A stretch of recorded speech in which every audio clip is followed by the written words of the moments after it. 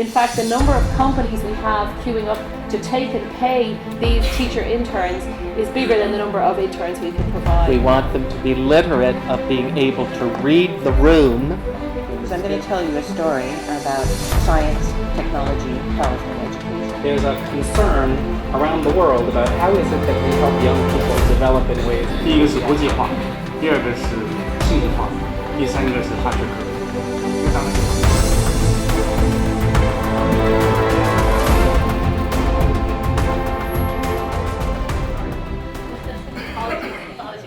I'm looking forward to hearing you.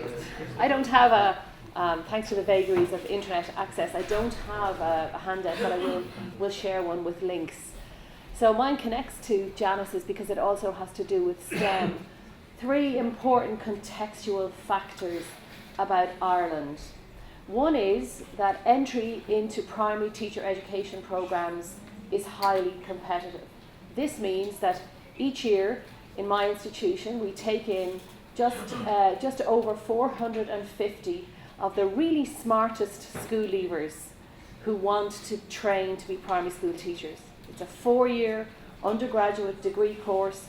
It's busy, it's competitive to get in, it's tougher to get out, and we work them very hard when they're there. And for every place, there are at least 5 students who didn't get in at that undergraduate level. So they're terrific, they're motivated, they really want to teach, and they're a fantastic group to work with. A second contextual factor, like many developed systems, we're running out of science and technology and maths graduates. So we've got a STEM shortage, not just of STEM teachers, but of STEM professionals, STEM experts, physicists, mathematicians, scientists, and we know that a lot of that is happening at the school level. But we also know that the critical time when children decide how they feel about STEM is actually in primary education. In fact, it's at the very earliest stages. So that's 2 important factors. And the third important factor that you may know about Ireland is that somewhat controversially, because of a particular tax regime we have in Ireland, we're also home to most of the big global tech companies. And most of those are within 5 kilometres of my campus. So if I'm training most of the primary teachers in the country, and I've got all these tech companies on the doorstep, and I've got a government very concerned about a pipeline, and I hate that phrase, a pipeline of STEM talent. What could we do here? One of the things we've noticed about our primary teachers is that they're very enthusiastic, they're school leavers, and they all get jobs immediately in schools. So their entire perspective on life is through the classroom. They went to school, they succeeded, they did well in high school, they succeeded, they came to college, they got in, and they're going to get out and get jobs as primary school teachers.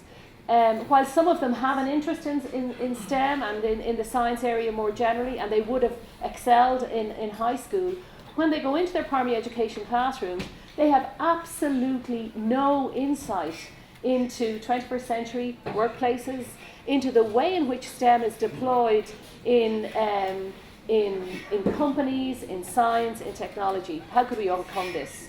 In the 3rd year of the 4-year programs, quite a lot of our students take a J1 visa to the United States and go and work in hotels in Cape Cod and in bars in San Diego and make money for their college fees.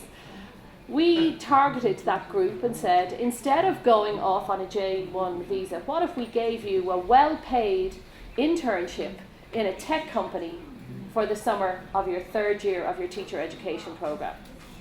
And you got paid for it, you got recognition for it, and it really, we said it would shake up your perspective on how you thought workplaces worked. And also it would mean that when you went for a job, it was on your CV, but also when you stood in front of kids in the classroom, you would know about the kinds of workplaces their parents were in, you would know about the kind of workplaces they were going into, and we just think it would give you a bigger perspective. So we do that.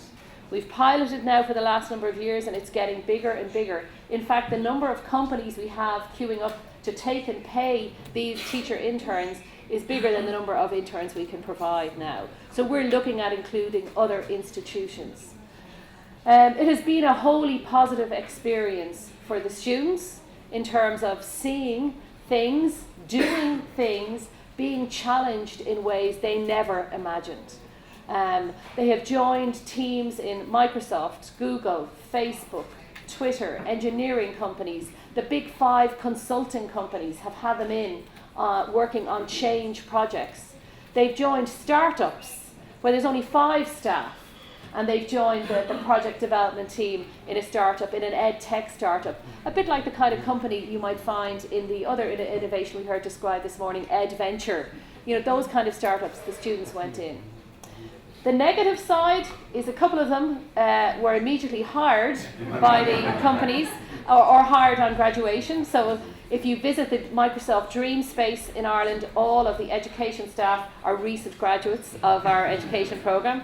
So that is the only downside. The positive, the unexpected outcomes for the companies has been a new perspective on teachers and teaching.